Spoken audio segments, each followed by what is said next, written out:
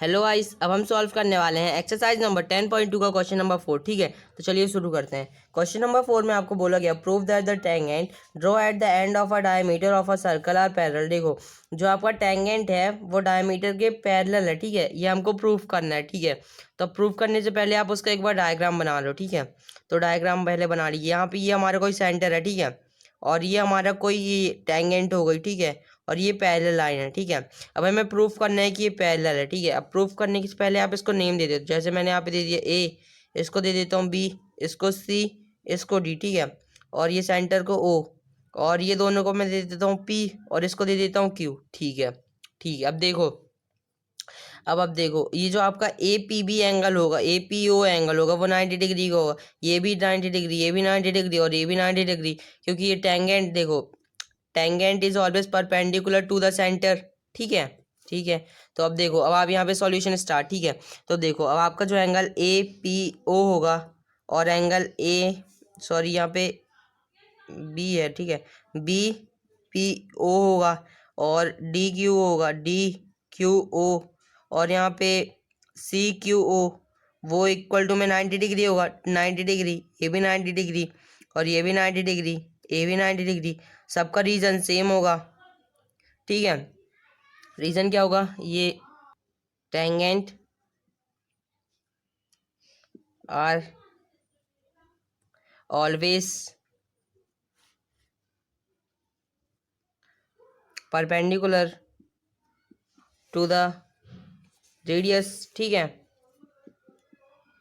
तो जो आपका जो टेंजेंट होता है वो हमेशा परपेंडिकुलर होता है रेडियस पे। ठीक है, ठीक है। तो अब देखो, अब आप ये वाले एंगल्स को नाम दे दो। ठीक है, कुछ नाम दे दो तो आपको इजी हो जाएगा। देखो, अब मैं यहाँ पे इसको नाम दे देता हूँ एंगल 1।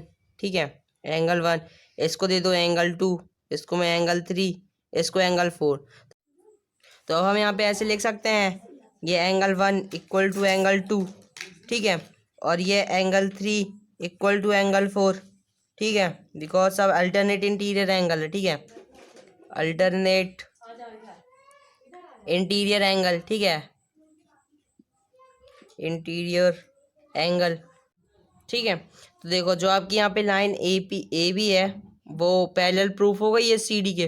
तो आप इसका आंसर लिख सकते हो, सेंस अल्टरनेट, मैं यहाँ पे लिखा ही देता हूँ। ठीक है, since alternate angle are equal hence line A B parallel to C D. ठीक है, हेंस प्रूव्ड। ठीक है, और यहाँ पे आप एक लाइन और ऐड कर लेना। ठीक है, ये वाली, ये भी पैरेलल टू सी डी। ठीक है, तो उम्मीद करता हूँ आपको क्वेश्चन नंबर 4 समझ में आया होगा। चलो, अब हम देख लेते हैं क्वेश्चन नंबर 5। अगर समझ में आ रहा है तो वीडियो को अभी लाइक करते चलो। ठीक है, चलो शुरू करते। ठीक है, तो क्वेश्चन नंबर 5 में आपको बोला गया prove that the perpendicular at the point of contact to the tangent to a circle passes through the centre. ठीक है, अब इसको भी प्रूव करने से पहले आप इसका पहले डायग्राम देखो। ठीक है, वैसे ये क्वेश्चन एकदम बकवास, ये पेपर में आने वाला नहीं है। ठीक है, देखो, आप इसका डायग्राम देखो। अरे यार, सही में सर्कल, ये देखो, ये हमारा कोई सर्कल है। ठीक है, ठीक है, ये हमारा सर्कल बन गया। ठीक है, अब यहाँ पे आपको बोला गया है कि देखो, ये कोई टेंजेंट, ठीक है, ये कोई लाइन है। ठीक है, तो इसको आप मानो कि 90 डिग्री है। ठीक है, ये हमारा 90 डिग्री तो है, ये परपेंडिकुलर। ठीक है, अब आप यहाँ पे कोई एक ऐसी लाइन ऐड करो, ये 90 डिग्री होनी चाहिए। ठीक है, इससे कम हो पर वो 90 डिग्री हो। ठीक है, ये हमारा 90 डिग्री। ठीक है, तो अब आप यहाँ पे नाम दे दो ओ ए बी। ठीक है, और इस पॉइंट को नाम दे देते हैं, इसको यहाँ पे सी कर लो और इसको ओ कर लो। ठीक है, अब आप इस पॉइंट को नेम दे दो पी। ठीक है, तो देखो, अब यहाँ पे आपके पास जो जो गिवन है आप पहले वो लिख दो। ठीक है, तो अब देखो, आपको क्या पता, एंगल ओ ए बी जो है, angle O A B equal to 90 degree. ठीक है, और फिर आप लेट करोगे, let P P A B equal to 90 degree. ठीक है, तो हमारा जो पी ए बी है वो भी 90 डिग्री है, ये आपको लेट करना पड़ेगा। ठीक है, तो अब देखो, जो हमारा, ये देखो, ये दोनों 90 डिग्री हैं, तो आप ऐसे लिख सकते हो, angle O A B equal to angle P A B. ठीक है, इसको एंगल बना दूँ, एल लग रहा है, PAB ये इक्वल टू में 90 डिग्री है, ठीक है ना। तो इसलिए ये पूरा इक्वल है, पर ऐसा तो हमें दिख नहीं रहा है, ठीक है, क्योंकि देखो जो OAB है वो बड़ा है PAB के, ठीक है। तो देखो OAB ग्रेटर देन PAB, ठीक है। तो यहाँ पे PAB 90 डिग्री हो, it is not possible. PAB equal to 90 degree, it is not possible, ठीक है। तो आप इसका आंसर लिख देना, it is not possible, it is not possible. बस आपको इतना ही करना था इस क्वेश्चन में। अगर आपको समझ में आए तो भी ठीक है, नहीं आए तो कोई बात नहीं है, ये पेपर में नहीं आएगा वैसे, ठीक है। चलो अब हम देख लेते हैं क्वेश्चन नंबर 6, ठीक है। ठीक है, तो देखो क्वेश्चन नंबर 5 में आपको बोला, सॉरी क्वेश्चन नंबर 6 करना अपन को, है ना। तो क्वेश्चन नंबर 6 में आपको बोला गया है the length of a tangent from a point A at distance 5 centimetre, ठीक है। तो देखो कोई टेंजेंट है, ठीक है, पॉइंट ए पर, और वहां से सेंटर तक का डिस्टेंस, फ्रॉम द सेंटर तक का डिस्टेंस 5 सेंटीमीटर, ठीक है। पहले डायग्राम बनाओ तो अच्छे से समझ में आएगा।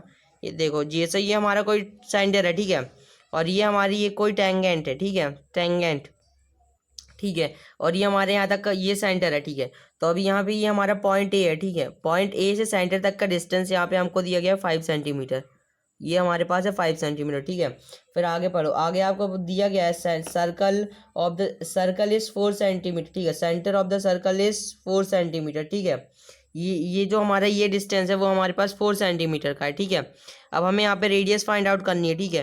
तो अब आप रेडियस कैसे फाइंड आउट करो, यहाँ पे आप पाइथागोरस थ्योरम लगा सकते हो, इसको पहले नेम दे दो, ठीक है, इसको भी दे देता हूँ।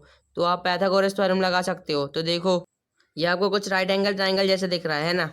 तो देखो अब मैं पहले यहाँ पे लिख देता हूँ बाय पाइथागोरस थ्योरम, गोरस थ्योरम। तो देखो पाइथागोरस थ्योरम क्या कहते हैं, जो हमारा हाइपोटेन्यूज का स्क्वायर है, यहाँ पे हाइपोटेन्यूज क्या है, OA है, ठीक है।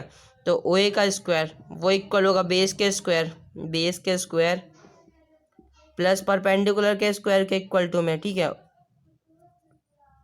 OB के स्क्वायर, ठीक है। तो OA का स्क्वायर क्या है, वो हमारे पास यहाँ पे 5 का स्क्वायर है, ठीक है। BA यहाँ पे हमारे पास है 4 और उसका स्क्वायर प्लस OB यहाँ पे आपके पास कितना है, यहाँ पे आपके पास OB नहीं है तो OB का स्क्वायर ऐसे ही 5 का स्क्वायर होता है 25 माइनस 4 का स्क्वायर कितना होता है, वो होता है हमारे पास 60 इक्वल टू में OB का स्क्वायर। ये देखो जो हमारा 4 है वो इधर पॉजिटिव है, इसलिए इक्वल टू को उधर गया तो नेगेटिव हो गया, और मैंने 4 के स्क्वायर को सोल्व कर लिया तो वो 60 आ गया। वैसे तो आपको ये पाइथागोरस थ्योरम सॉल्व करते बनता होगा, ठीक है। तो देखो 25 माइनस 60 करोगे तो कितना आएगा, ये आएगा आपके पास 9, ठीक है, इक्वल टू में OB का स्क्वायर, ठीक है। तो अब देखो अगर मैं यहाँ से स्क्वायर हटा दूँ, ठीक है, स्क्वायर यहाँ से हटा दूँ तो यहाँ पे अंडर रूट आ जाएगा, ठीक है। तो अंडर रूट 9 किसका, देखो 9 किसका स्क्वायर होता है, 9 हमारे स्क्वायर होता है 3 का, ठीक है, 3 का स्क्वायर होता है 9, ठीक है। तो अब ये स्क्वायर से under root cancel equal to OB, ठीक है। तो OB यहाँ पे हमारे पास 3 आ गया, ठीक है। तो यहाँ पे जो मेरे पास यहाँ पे इसका सेंटर निकल के आया है, ये रेडियस निकल के आई है, वो है 3 सेंटीमीटर, ठीक है। तो हमें हमें यहाँ पे इस क्वेश्चन में बस इतना फाइंड आउट करना था, ठीक है।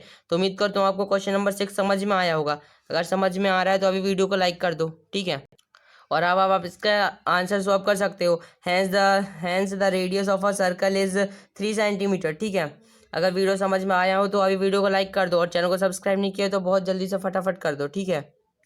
ठीक है, तो चलो अब हम सॉल्व कर लेते हैं क्वेश्चन नंबर 7, ठीक है। तो क्वेश्चन नंबर 7 में आपको बोला गया टू कॉन्सेंट्रिक सर्कल। देखो पहले मैं कॉन्सेंट्रिक सर्कल बता देता हूँ। वो देखो अगर सेम सेंटर पे 2 सर्कल रहते, देखो जैसे ये हमारा कोई सर्कल हो गया, ठीक है, ये सर्कल हो गया, और इसी रेडियस पे एक और सर्कल हो गया, इसी रेडियस पर एक और सर्कल हो गया, तो उसको हम कहते हैं कॉन्सेंट्रिक सर्कल, ठीक है। मेरा यहाँ पे खराब बन रहा है, आप अच्छे से बना लेना, ठीक है, ठीक है। तो अब देखो अब आपको आगे क्वेश्चन में बोला गया है रेडियस 5 सेंटीमीटर एंड 3 सेंटीमीटर, ठीक है। तो मतलब देखो जैसे ये हमारा एक रेडियस, जो स्मॉलर सर्कल की रेडियस 3 सेंटीमीटर, ठीक है, और बड़े वाले सर्कल की रेडियस जो है वो यहाँ पे मेरे पास 5 सेंटीमीटर की है, ठीक है, 5 सेंटीमीटर, ठीक है। अब आगे देखो यहाँ पे आपको फाइंड करना है, find the length of the chord. अब हमें यहाँ पे लेंथ फाइंड आउट करनी है, ठीक है, लेंथ फाइंड आउट करनी है कॉर्ड की, ठीक है। तो अब मैं इसको अच्छे से डायग्राम बना के अच्छे से सॉल्व करता, ठीक है। पहले मैं इसको रफ कर दूँ। तो देखो और यहाँ पे जो हमको बोला गया, जो हमारा बड़ा वाला सर्कल है उसका कॉर्ड जो है छोटे वाले सर्कल से टच हो रहा है, देखो जैसे यहाँ से लेकर यहाँ तक की लाइन ये टच हो रही है, ठीक है, ये यहाँ तक, ठीक है। और छोटा वाला का सर्कल कितना था, ये हमारा रेडियस है ना, तो ठीक है, ये छोटे वाले सर्कल की रेडियस है, तो ये कितनी सेंटीमीटर की है, ये हमारे पास है 3 सेंटीमीटर की, ठीक है। अब इसके बाद देखो, अब हमें यहाँ पे लेंथ कॉर्ड ये फाइंड आउट करनी है, ठीक है, ये कॉर्ड हमें ये फाइंड आउट करनी है, ठीक है, ये एरिया, ठीक है। तो देखो अब यहाँ से अब यहाँ तक आप ऐसे टच कर दोगे तो ये आपके बड़े वाले सर्कल की रेडियस हो गई, ठीक है। और ये आपको क्वेश्चन में कितनी दी गई है, ये आपको क्वेश्चन में 5 सेंटीमीटर दी गई है, ठीक है। तो अब आपको ये कोई राइट एंगल ट्राइंगल दिख रहा है, ठीक है। तो अब आप यहाँ पे पाइथागोरस थ्योरम अप्लाई कर सकते हो। आपको ये पूरा एरिया फाइंड आउट करना है, ठीक है, ये पूरी कॉर्ड फाइंड आउट करनी है, ठीक है। तो अब आप यहाँ से इसको ऐसे ज्वाइन कर दो, आप अच्छे से डायग्राम बना लेना, ठीक है।